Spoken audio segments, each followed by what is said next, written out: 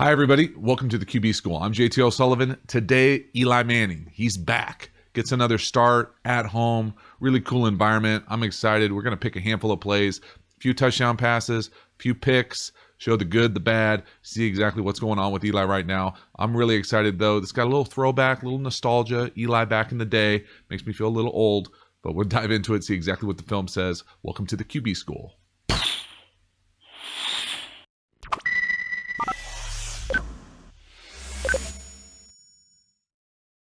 If you like this kind of content, please subscribe to the channel, hit the bell, get notifications, let you know when we go live and we upload new videos. Again, I'm excited to see this thing continue to grow, and I really appreciate the support. All right, here's Eli.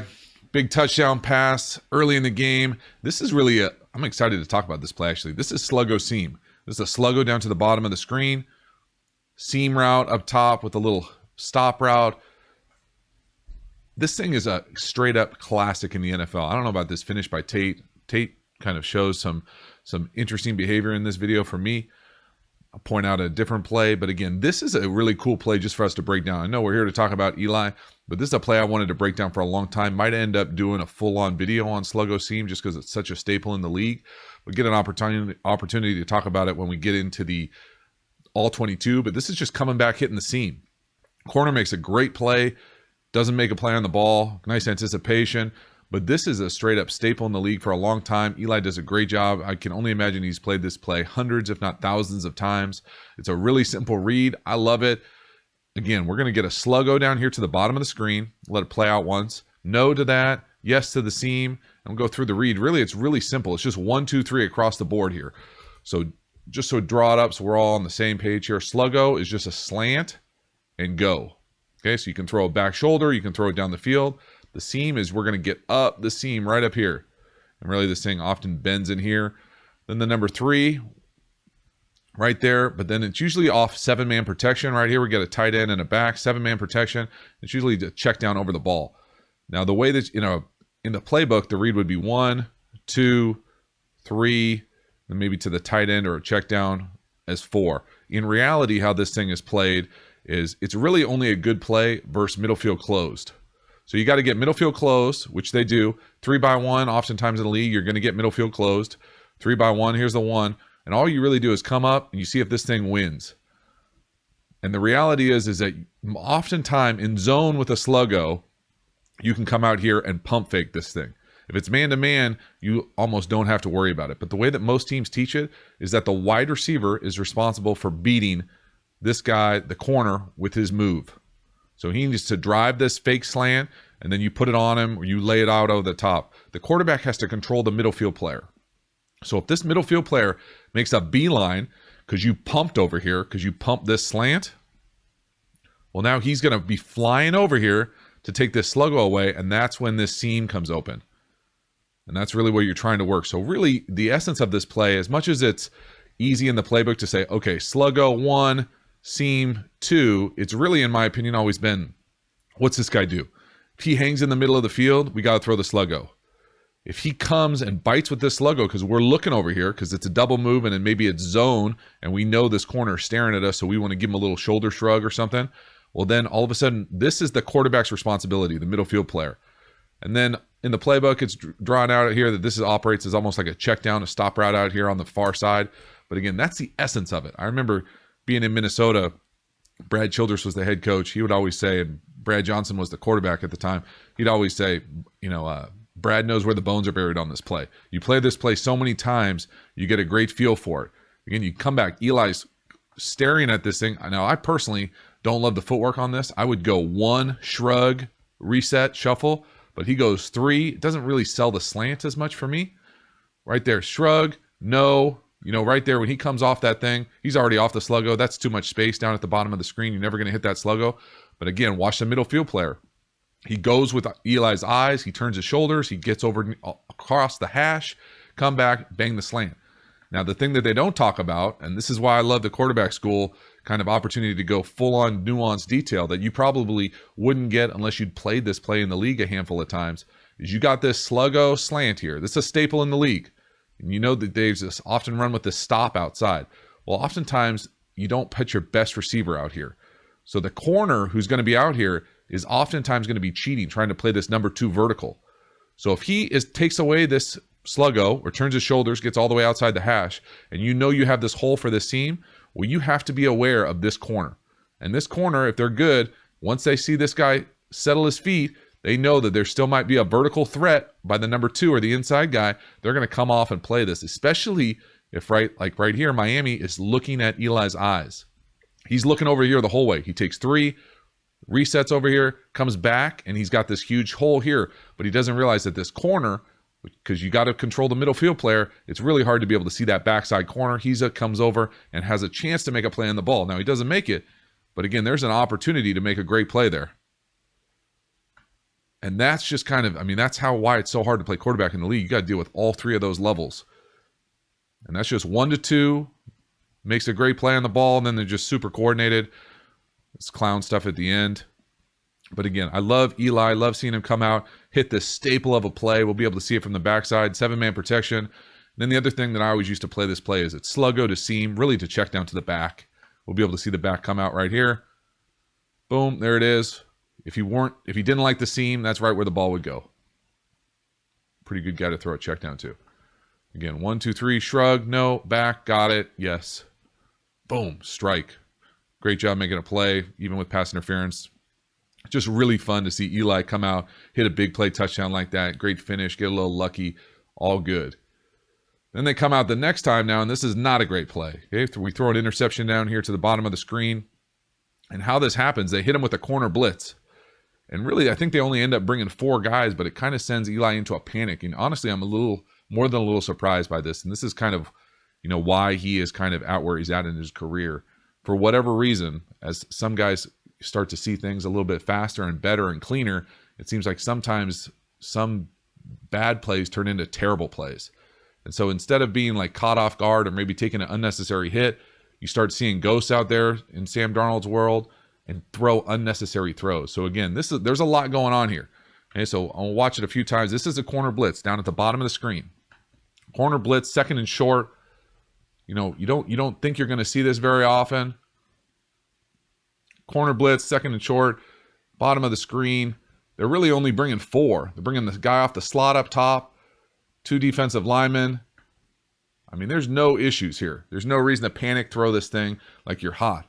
And that's kind of what it feels like he does. He kind of like he sees that white color flashing from the side, doesn't realize that he's picked off, and just throws up. I mean, this is almost like a blind spot. Like, I mean, he obviously didn't see him, but there is no, oftentimes in corner blitzes, depending on what the pass pro is.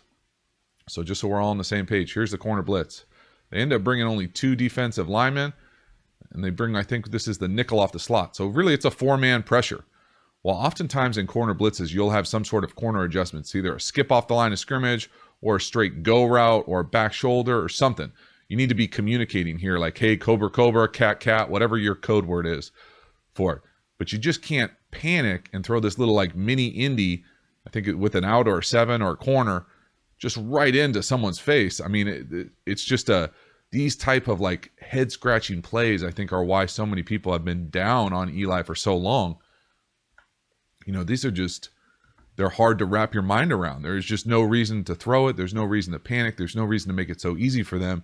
And it really looks like he's just getting confused. And that's the thing, like at this point in your career, you just don't see it very often. And just for all my pass protection nerds out there, it's fun to see the center here do a little head clap, watch it kind of choir out all the way out, right guard, right tackle, some sort of signal like this is the front, this is how we're blocking it. And again, they do a great job sorting this thing out. They're only bringing 4. They're trying to trick them. But again, the panic and just, I mean, what the? Like, it's bizarre to me. And you can see the footwork. It just looks panicky, like happy feet, not necessarily happy feet like he's going to get hit. Just all his cleats aren't in the ground. He's moving around. And it just looks like he's confused. And so you just can't, it would be really hard to coach that. There's no reason, there's no explanation for how that happens. Then here's another pick. This is right before the half. I put this on here more for Tate. He's the slot down here at the bottom of the screen. They're running kind of this like scissors up thing, 7-up thing, depending on how you want to do it. And I just thought it was terrible effort. And I just want to, not that I'm going to put them on blast, but I'm going to put them on blast here. This is, I think they run just like a deep corner. And then oftentimes in these situations, you want to run like a 7 or a corner and get this out of bounds play. But they usually have guys, you know, sitting on these out of bounds. You see these guys trying to take away the out of bounds throw. Well, the way that you can kind of counter that is you run someone through the area with a big post. And then instead of running that 7 or corner where everybody's sitting, you run that and kind of run it up. So in reality, it really turns into this like kind of old school corner up thing. But you got to run, bro. You can't throttle down and let your quarterback get a ball picked off because your effort isn't at max velocity. And so you watch him, you tell me what you think. You know, I think he doesn't think he's going to get the ball thrown to him, whatever. But right there, that's just poor effort. It really is. And, you know, I don't, this is the type of stuff that just drives people crazy as far as like people quitting. I don't pretend to know exactly what his story is, but even right here, that effort to go make a tackle, yeah, he's getting blocked. There's 3 guys there. But again, there's a lot of big guys going in there trying to get a tackle. See it from the back end too. I just, you know, it makes me confused if I was watching the effort of my teammate if I was on this organization.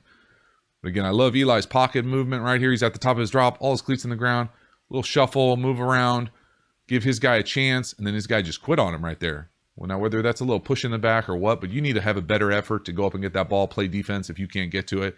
And then right here, you got to go make an effort, bro. You got to go make a tackle. You got to split those guys and dive. You can't make business decisions like that. That stuff, this shows up on film.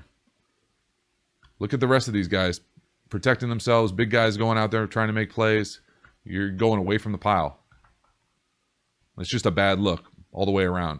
I'd be concerned if I was part of this organization, part of that coaching staff, part of that quarterback room with that type of effort. Next one here. Big time touchdown. The commentator during the game made it seem like this was a scramble play. I'm not convinced. I think this might be a called play. And really, it's just like a little whip route at the top of the screen. Little play action, 1st and goal. Love throwing 1st and goal inside the 5. Come out. Watch Eli's feet here at the top of his drop. Again, we talk about this all the time. No heel click. All his cleats in the ground. Boom. Quick shuffle. Moving. Just keeping his feet ready to go. Wide open. Really nice scheme. We'll be able to see it from the All-22. And I'd be honest with you, I'm not sure if it is a design scramble or if this is a call play from the huddle. Either way, it's a great job of executing, making it happen. Again, we'll be able to see it here when we get to the All-22. But I loved Eli being able to operate down here inside the tight red zone. Again, watch this route. I think this might be just an over, and I don't know. That looks like it's so fast happening that looks like it's a call play for me, but they might have been a scramble. I don't know. I'm not going to do the research to like go do a deep dive and watch a press conference guy talk about it. If you know it was a scramble, let me know in the comments. Again, here's the All-22. Quick little play action. Really, this is just a little like whip route here at the bottom of the screen. We're going to get an over by the number 2 up top, Tate. Again, just so we're all on the same page here. I'm going to guess the read is 1 right here, 2 on the over, and then 3 on what I'm going to call this a little whip backline run. It might have been supposed to be a post all the way on the backside, and he just sees the space and comes back. But I hope it's a whip. I like this play as a whip where it comes in, you run the back line and come back. It's like a back tier option. You reverse out, play fake. Everybody's thinking Barkley's going to get the ball here, and he probably should. But again, come out, give Eli a little curtain call. Love the idea, being able for him to execute. And nice job getting through a bunch of reads here. There it is. No to the whip. No to the over. Yes to the... And that to me looks like that's a design play. Great job. Beautiful execution. Really nice job. Really happy for Eli. This type of thing. I know it's, especially where I live in San Diego, the Mannings are not the crowd favorite all the time, but him to be able to come out, get another opportunity to start, play like this, pretty cool. Again, go through his drops, pay attention to the footwork. No, yes, reset. He almost resets back there. He actually really does. Quick little reset back, keeps his feet apart, no heel click, able to throw, strike right up on his face, wide open, beautiful scheme, technique, scheme, all sorts of good stuff. Really cool. Then we come back one more time, and this is kind of a bummer. This is a disaster. This is the inconsistency. 3rd and 1, and this is basically a variation of Spider 2Y Banana. Now, this is another reason why I'm not a huge fan of this play. Talk about it from the All-22. I've talked about it on this channel many different times. Just not a lot of good options. Especially don't like it when it's an in on the backside. But this is just a bummer. Like this is a panic throw. Again, blind spots out there, super inconsistent, just bad. But I do love the fact that he tried to make that tackle. Crazy high though. Look at it, coach. Come on, Eli. Again, we'll watch it from the all 22 here, be able to get a better understanding of it. This play, to me, I just don't love this play. Every team runs variations of this play, and I haven't loved it for a really long time, other than the fact that I thought it was a harder throw than it should be. This is the little banana, and this is the play, really the essence of this thing. He's the first read right here as the fullback, or whoever's in this back position. He's going to come and bluff the last man on the line of scrimmage. So we're going to leave this guy. The full line is going to slide to the left. Okay, so we're going to bluff the last man on the line of scrimmage. He's going to come out, run at him, fake like you're going to hit him in the flat, hit him in the legs, and then you're going to run a flat, and you're the number one read. Inside release banana or corner is number 2, and then oftentimes you cheat down this split and run like a little drive route or shallow cross. You know, very rarely, in fact, I don't know if I've ever seen the backside in thrown on this normally, because just the pass pro doesn't hold up. But how this play is not great for me is because when you come out and you don't get this fullback out for whatever reason, he comes, bluffs, gets bounced, and there's someone sitting here already for him, well, then this thing takes forever. And you're going to throw it contested, and if it's not there, then all of a sudden you have nothing, because there's no check down, because I didn't mention it, because I didn't do a good job explaining it. When he comes out to bluff, the reason he's bluffing is because this tailback comes right off of him right afterwards and chops him down. So it's bluff the first one, chop the second one. And that's kind of the essence of it. It's supposed to look like running power at him, like power pass type of a play. We'll watch it a few times, especially from the backside. There it is. There's 2 guys, actually. So in my opinion, the back actually blocks the wrong guy. He's supposed to be either that or the right tackle or the extra tight end, and their 77 blocks the wrong guy. He does. It's all bad. It's issues with the pass protection. The flat's not there. The corner's not there. Panic. Don't see the middle linebacker. Don't see the backer who's following his eyes. No. Turns his hips. And again, that in route stinks. So that's not an anti-interception angle. Hear me talk about on this channel. Sometimes you need to be running these things flat. Any in route, you need to be running flat. And I prefer to see an anti-interception angle. What I mean by that is to almost bend it back this way, to not be able to let this guy undercut it. You never, ever, ever, ever want to run him like this. Besides for the fact that it allows guys underneath to come underneath it, it allows you to get hit from over the top. It allows these guys to come underneath and cut these plays. All sorts of bad, terrible route. But it's not a worse route than the throw or the decision. So again, one more time. Fullback. No to the flat, no to the corner. Terrible in. Don't see a linebacker. All bad. Then we compound that with a bad tackle. Crazy high. It's a bad feeling. All sorts of bad. All sorts of bad. Watch it from the back here again. This has been a good video just to see some staple plays. This is a bear front. See the inside 3 guys covered. Short yardage situation. This is a 3rd and 1. Again, 77, the extra tight end. He needs to block 21. That's the first thing. So we got issues right here. 21 coming down here. He needs to have his eyes up. His eyes are down. He needs to have his eyes up, and he needs to block this guy right here. Then this back is going to come right here, and we're going to bluff this guy right here. Bluff him. He comes down, fakes like he's going to hit him, goes out into the flat. The back comes right off the bluff when he's not looking and chops him down. There it is. Really nice job. I mean, it's a staple play. I always thought it was really hard, 3rd and 1, to throw a flat like this to a guy who's not probably, unless you're the 49ers, not one of your better pass catchers. And it looks like we take an L at right tackle too with 94, beating over the top. Just all sorts of bad. Look at the extra tight end, 77, man. You're doing nothing, bro. Miss. Oh, man. Compound, that's how you play into the throwing a pick. Now, it's not the right tackle's fault that Eli threw just a blind spot pick, but he sure didn't do his job either. And that's a combination of it.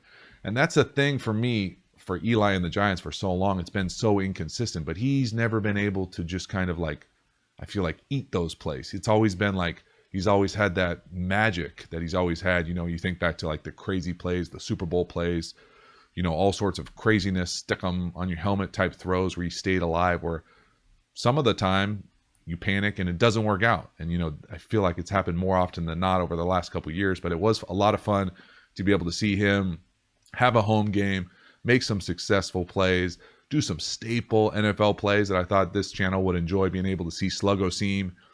Talk about that banana play where every team runs it in short yardage, where you fake the last man on line of scrimmage, run the flat. And sometimes it works, sometimes it doesn't work. And so Eli's thing for me was that it was just, there's just a little bit of like panic where it's like you turn a bad play, you know, a corner blitz you might not be prepared for, into a disaster because you throw a blind spot pick. Then a 3rd and short, first of all, they call a pass play to begin with, and then you're going to throw a pick, blind spot on a panic in route, the number 3 read when the guy runs a terrible route. Well, yeah, it's all of those things, but you're still the quarterback. You still let it go. You still threw it. So just, it's that kind of, you know, crazy high, crazy low, and there's just been more lows than highs over the last few years. And it was fun to see him come out, get a big W at home. Be fun to see how they finish the year. And Giants, thanks so much for watching. Have a good one. All right, if you like these kind of videos, please think about subscribing to the channel, hit the bell, get the notifications when we go live, when we add new stuff. Again, I'm excited to see this thing continue to grow. Help it grow. Help me help it grow. That kind of sucked. If you like this kind of content, please think about subscribe to the channel. No, not think about it, just do it. If you like this kind of content, please subscribe to the channel, hit the bell, smash the thing, get notifications. Let us know when you, let you know. I already know. I know too much about it.